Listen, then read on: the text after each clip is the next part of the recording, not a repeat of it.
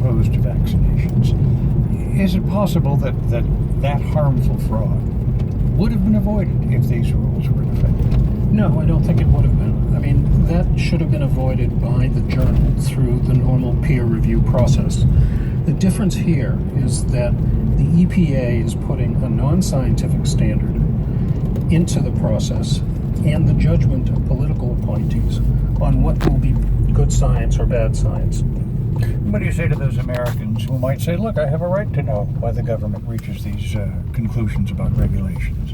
I would say absolutely you have a right to know, and in fact the studies themselves are available to the public, but that's not the underlying data. That's a different matter. I publish 150 papers. I also review hundreds of papers. I don't look at the raw data. I look at the methodology. I look at the design. I look at the results and the basic statistics on the data, and I look at whether the conclusions are supported by that data.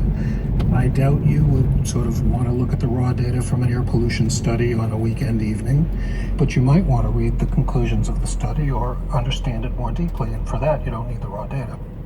Dr. Andrew Rosenberg is a director with the Union of Concerned Scientists. Thanks so much for being with us, sir. Thank you. This is NPR News. On Wait last week, the upside of the pandemic. As an Asian person with a cold right now, I have to say I've never felt more powerful in an airport. Sneezing while making eye contact with white women. All roads, nice sound. That's fabulous. I'm Peter Sagal. Join us as we make light of whatever disaster is coming next in this week's Wait from NPR. This morning at 10 on 88.5 WYSU. WYSU weather forecast. Skies will be cloudy today. Highs will be in the lower 40s with a low tonight of 29. For tomorrow, it will be sunny with highs in the lower 60s. Partly sunny skies are being predicted for Monday with a high of 60, and we'll see rain on Tuesday with a high of 54. It's 28 currently. Thanks for joining us. You're tuned to 88.5 WYSU.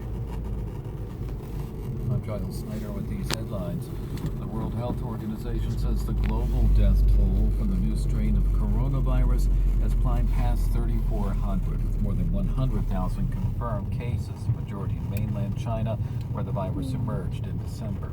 Pope Francis is taking precautions against the coronavirus. The Vatican says he will deliver his Sunday blessing by live stream because of the outbreak in Italy, the largest outside Asia.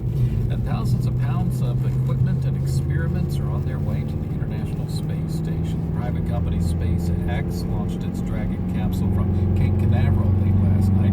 It's expected to arrive at the orbiting outpost on Monday. I'm Sheldon Snyder, NPR News from Washington.